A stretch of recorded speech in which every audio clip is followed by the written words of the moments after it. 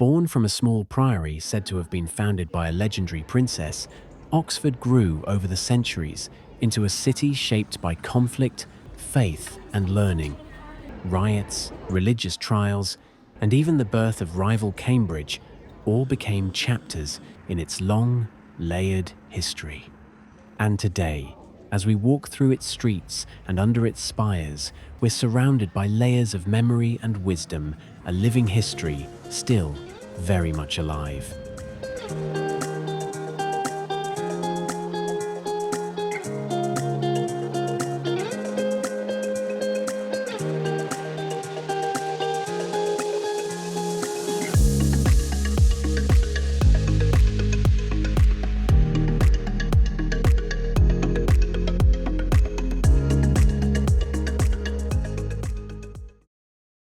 Oxford's story begins with a legend. Saxon princess Friedewald is said to have founded a small priory near today's Christ Church while hiding from an unwanted suitor. When the king's soldiers pursuing her were struck blind by lightning, she healed them instead of seeking revenge. Moved by her mercy, people gathered around the shallow ford where oxen once crossed the river, and a settlement eventually grew the place that would become known as Oxford. By the late 11th century, Oxford had already become a place of learning, with monastic schools giving lectures.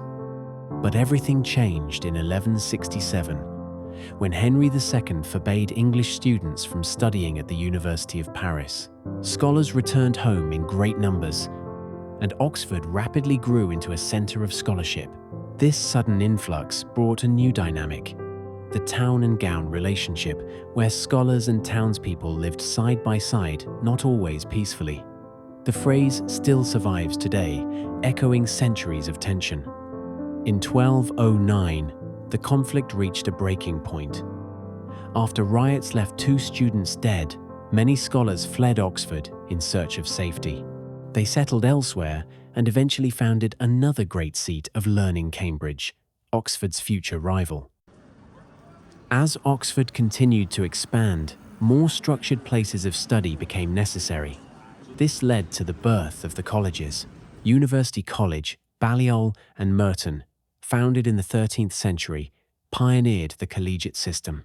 Not just teaching, but accommodation, discipline, and spiritual life. Today, 39 independent colleges form the heart of the university, each with its own traditions and architectural character. The city itself holds layers of history. St. Michael at the North Gate, dating from the 11th century, is Oxford's oldest surviving building.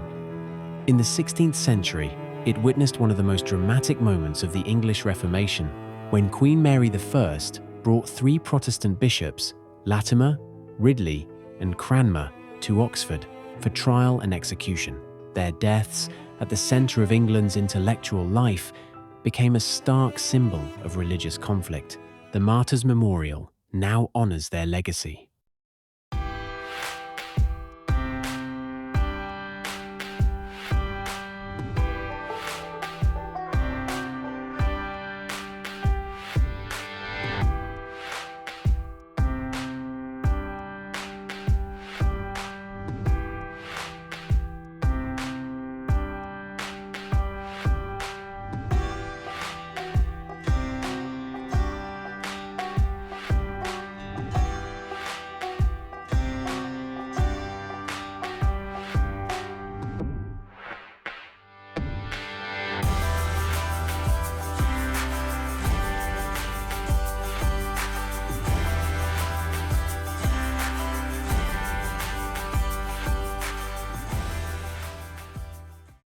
No story of Oxford is complete without the Bodleian Library. Its origins trace back to 1440, when Humphrey, Duke of Gloucester, donated a collection of precious manuscripts. After a period of decline, Sir Thomas Bodley revived it with a vision that shaped the library we know today. In 1610, it gained the right to receive a copy of every book published in England, a tradition that continues. Its volumes cannot be taken out. They must remain within its walls. Beside it rises the unmistakable dome of the Radcliffe Camera, designed by James Gibbs and completed in 1749. Funded by the physician John Radcliffe, it originally served as a science library and now functions as one of the Bodleian's reading rooms. Finally, the elegant spire of the University Church of St. Mary the Virgin marks what was once the very center of academic life. For centuries, it served as a library, an administrative hub, and a stage for debate and ritual. Today, its tower offers one of the finest views of Oxford's dreaming spires.